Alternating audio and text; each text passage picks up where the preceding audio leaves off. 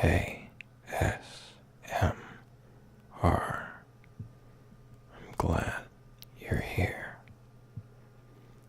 So, today I thought I could read a little bit of poetry. I'm going to read 5 poems that I've found by Robert Frost. I have read, I think, one book of his quite a while ago. So I don't know that much about his poems. I've heard the popular ones, at least. But I've just found 5 which I'd like to read to you today.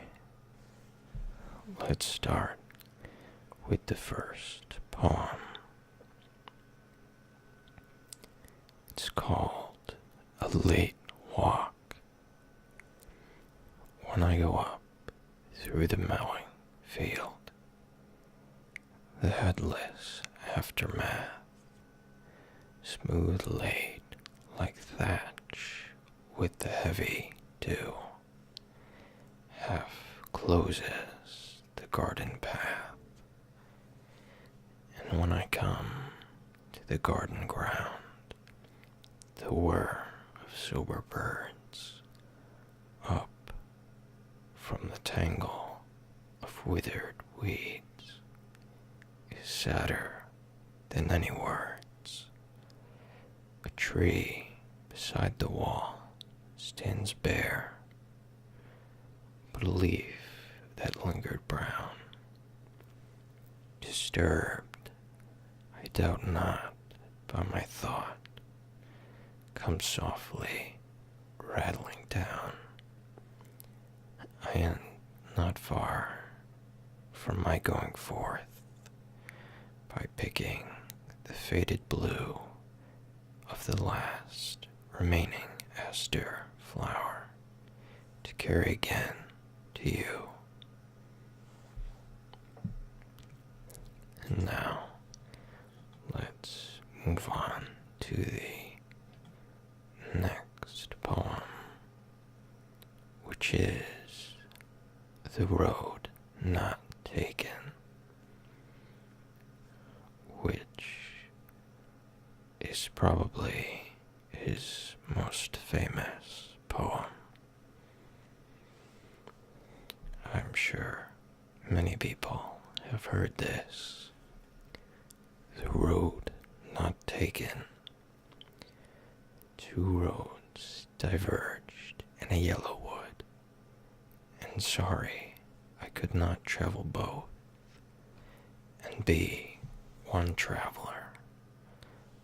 Long I stood and looked down, one as far as I could, to where it bent in the undergrowth,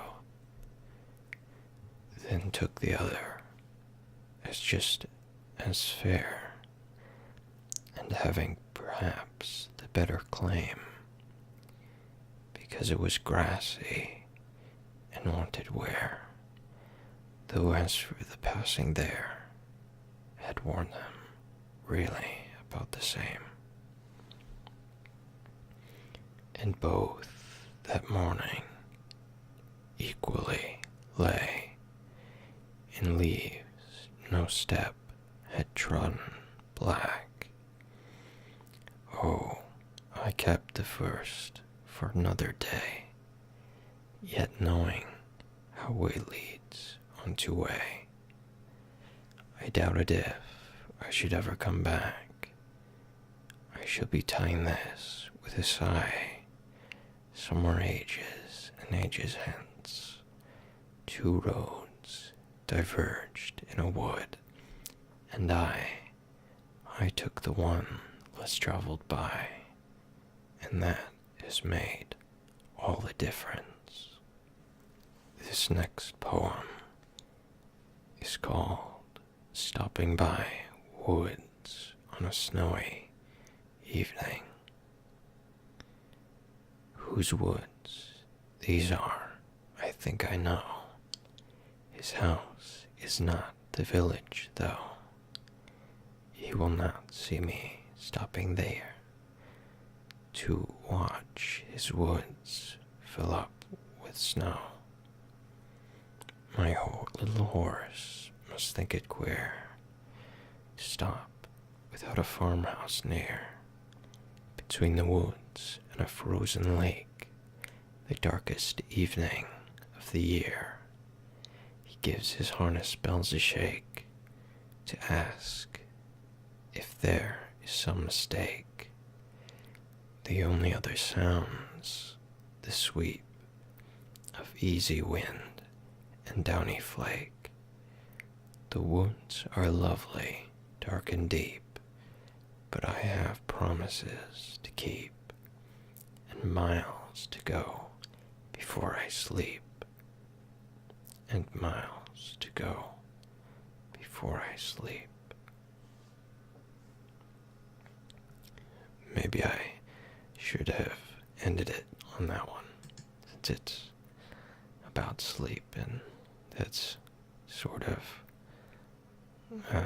what ASMR is for. But I did not plan this out very well, so if you can't tell. But anyway, let's move on to the next poem, which is called Acquainted with the Night. I have been one acquainted with the night. I have walked out in rain and back in rain. I have outwalked the furthest city light. I have looked down the saddest city lane. I have passed by the watchman on his beat and dropped my eyes, unwilling to explain. I have stood still and stopped the sound of feet, went far away in interrupted cry, came over houses from another street, but not to call me back or say goodbye. And further still, at an unearthly height, one luminary clock against the sky proclaimed the time was neither wrong nor right. I have been one acquainted with the night. This last and final poem, which is a redundant way of saying things, is called Stars.